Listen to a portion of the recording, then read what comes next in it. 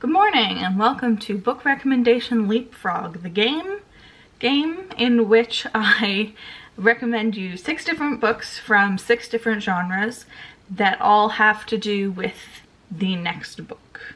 Basically the way this is going to work is I'm going to have book A is like book B and book B is like book C, but book A and book C have nothing to do with each other. Does that make sense?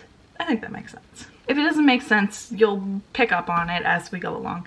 I was originally going to call this the book recommendation tag, but I thought that would get a bit too confusing.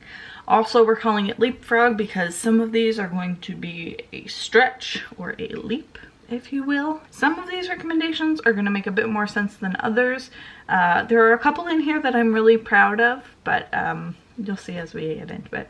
Also, not all of these are strictly recommendations in like they're all 5 stars kind of way, but at least all of them are 3 stars or above. Without further ado, let's get into the first book, The 2 Lives of Lydia Bird by Josie Silver. This is a romance about a woman whose husband has died in a car accident, but then she has dreams or a parallel life in which he is still alive. This is it's not a romance book. It's marketed as a romance, but I heard once to be a capital R romance book, you had to have a happily ever after, and this is more in the vein of women's fiction, I think. The point of the book is not as much the romance between the 2 leads, but more about grief and loss and acceptance. And it did make me cry several times. My second recommendation, if you enjoyed The 2 Lives of Lydia Bird, you might enjoy The Invisible Life of Addie Larue by V.E. Schwab. This is for the purposes of this video, historical fiction book, though it does have some fantasy elements.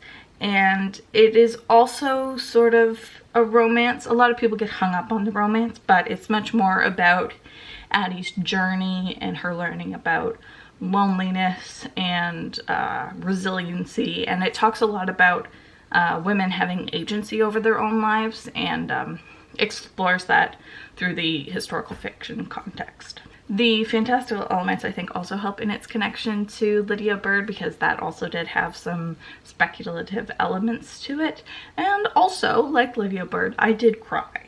Third recommendation, if you enjoyed The Invisible Life of Addie Larue, you might enjoy The Starless by Erin Morgenstern. This is a fantasy novel about a man who picks up a book and finds that it has written about his own life, and he gets swept up into secret societies and magical places. The difference is Addie Larue at least has mostly a plot.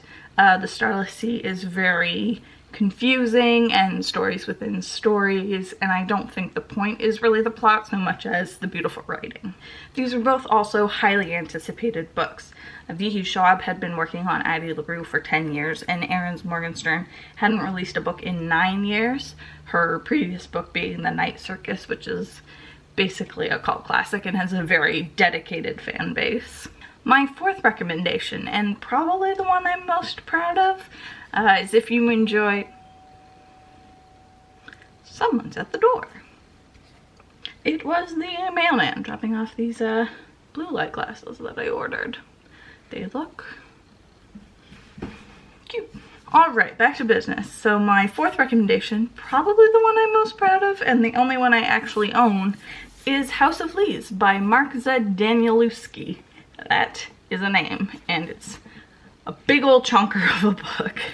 This is a horror book about a house that is bigger on the inside than it is on the outside. At least that's how it was pictured to me.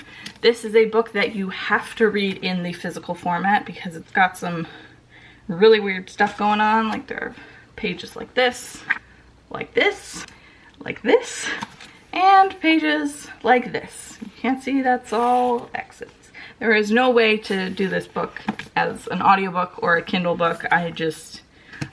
You shouldn't even try. Like The Starless Sea, this is about stories within stories within stories, and also nothing is really explained. A lot of it is left up to reader's interpretation or to go back through it and look for clues about how certain things connect, just more in a horror aspect. Both this and the Starless Sea ended up being just okay for me. I really loved the concept, but the execution I felt got a bit tiresome. And in the end, they don't really end up going anywhere. Like, the reading experience is more the point, more so than the plot. The biggest thing that I learned from my rabbit hole with this was after I finished the book, the title, House of Leaves, still bothered me. And I eventually learned it's a book. The book, the paper, is a house of leaves. And so, like, the book, this physical object, is the point of reading this book, which I just think is so weird and interesting. My fifth recommendation, if you enjoyed House of Leaves, you might enjoy I'll Be Gone in the Dark by Michelle McNamara. This is a non-fiction book about the Golden State Killer, who was a serial killer in California in the 70s and 80s. It's the story of McNamara doing a bunch of online sleuthing to try to connect all of these cold cases. She's actually the one who came up with the name, the Golden State Killer. And she unfortunately died during the writing of this book, so the third part was put together by a bunch of her collaborators to go through all of her notes and compile them into something. So it's this really interesting investigation, not only of the crime, but like into book writing and publishing. The big connection between I'll Be Gone in the Dark and House of Leaves is the online connection. House of Leaves was written in 2000 or 2001 when online forums were just starting to be a thing. And a lot of McNamara's work was done on online true crime communities, trying to help each other with that.